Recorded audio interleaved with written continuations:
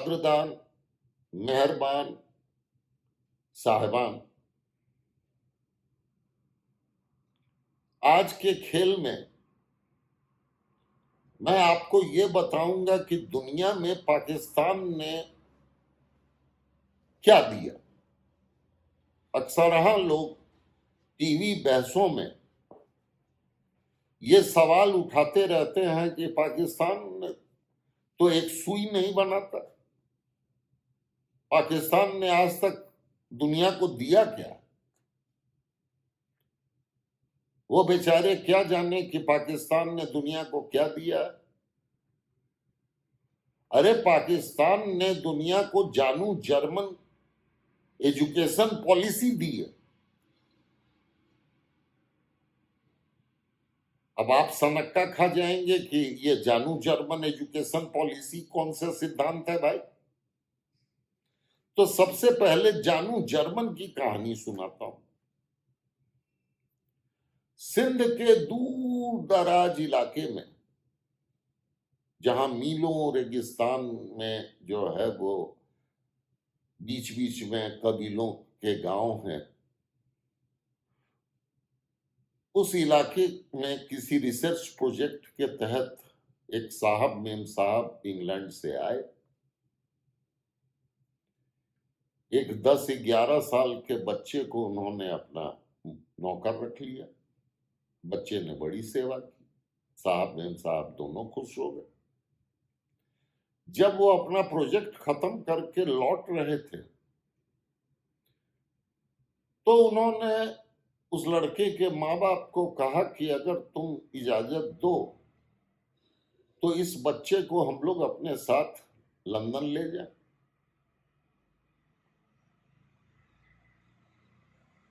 5 साल की उसकी तनख्वाह पूरी गिन के दे दी। उस गरीब आदमी ने उतने पैसे कभी देखे भी नहीं। तो वो क्या करता, उसने हामी भर ली कि ले जाइए मेरे बेटे को। और वो बच्चा उस साहब जोड़े के साथ लंदन पहुंच गया। अगले 20 साल तक वो लंदन में उन लोगों के साथ रहा। एक दिन उस बच्चे को ख्याल आया, जो उस समय तक 30-32 साल का नौजवान हो चुका था, कि उसकी तो बचपन में ही शादी हो गई थी, बीवी घर पे इंतजार कर रही हो। वो लौट करके उसने साहब से अपने ये बात कही। साहब ने कहा कि कोई हर्ज नहीं है, अपने मुल्क घूमा। उसको उसके काम का जो मुआवजा होना चाहिए था वो मुआवजा के पैसे दे के उसे पाकिस्तान भेज दिया। बेचारा खासे मशक्कत के बाद अपने गांव पहुंचा। गांव पहुंचने के बाद घर वाले बहुत खुश हुए कि भाई इतने सालों के बाद लड़का लौट आया। लेकिन इसी के साथ उसके गांव में ये बहस शुरू हो गई कि क्या ये लड़का वाकई लंदन गया था या कहीं कराची में नौकरी तो नहीं कर रहा। तो गांव वालों ने तय किया कि इसका एक टेस्ट होना चाहिए। अब सवाल है कि टेस्ट कैसे हो। तो बगल के गांव में जानू जर्मन रहा करते थे, जिनके बारे में पूरे इलाके में यह मशहूर था कि उन्हें अंग्रेजी बहुत अच्छी आती है।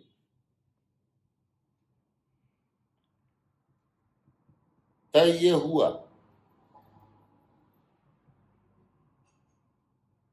कि विदेश गए इस लड़के का मुकाबला उस जानू जर्मन से करवाया जाए अंग्रेजी के मामले में।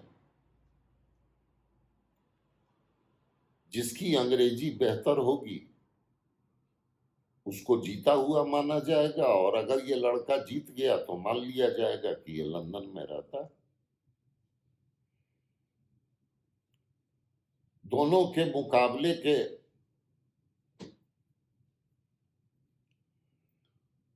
परीक्षक वो लोग बने जिन्हें एक शब्द अंग्रेजी नहीं आती थी।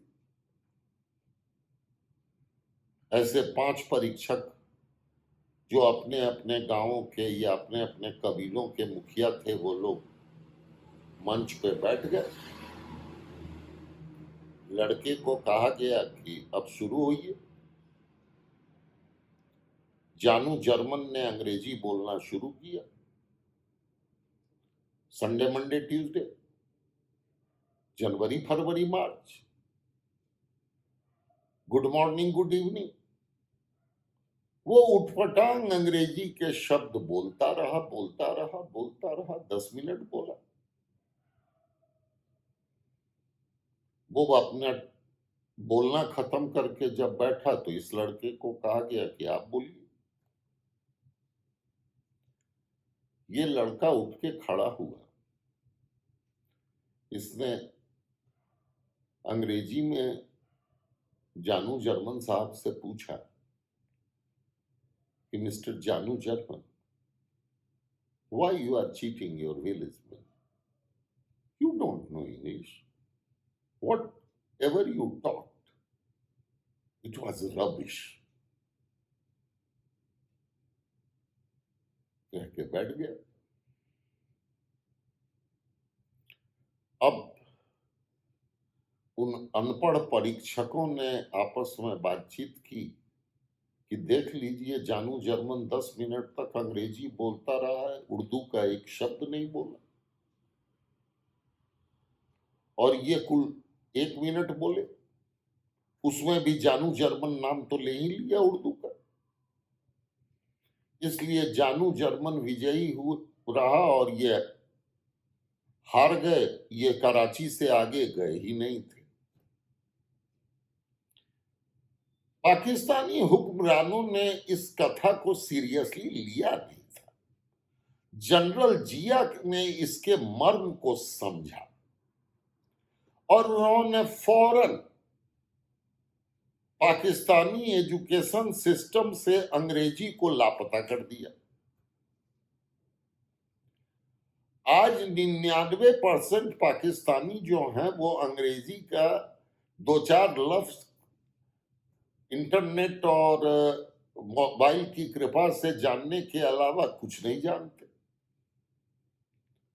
उन्हें समझाने में बड़ी आसानी होती है।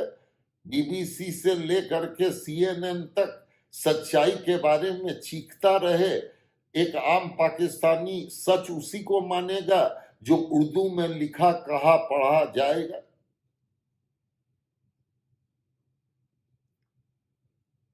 आप उर्दू की किताबें पलटेंगे तो आपको पता चलेगा कि 65 में पाकिस्तानी जीते थे हिंदुस्तान से।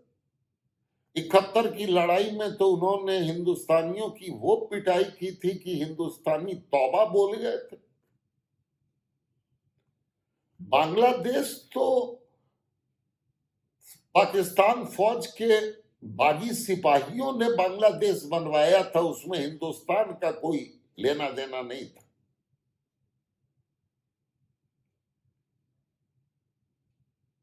अब पूरी पाकिस्तानी कौम जानू जर्मन वाले सिद्धांत पे चलती है कि अंग्रेजी जानती ही नहीं है, तो जनरल साहब ने अंग्रेजी की अपनी किताब में क्या लिखा और क्या नहीं लिखा वो बेचारा क्या जाने। वो तो वही जानता है जो सरकार ने उसको बताया है, जो सरकार ने उसको समझाया है। तो ये कथा है जानू जर्मन। इसी के साथ विदा, अगले अंक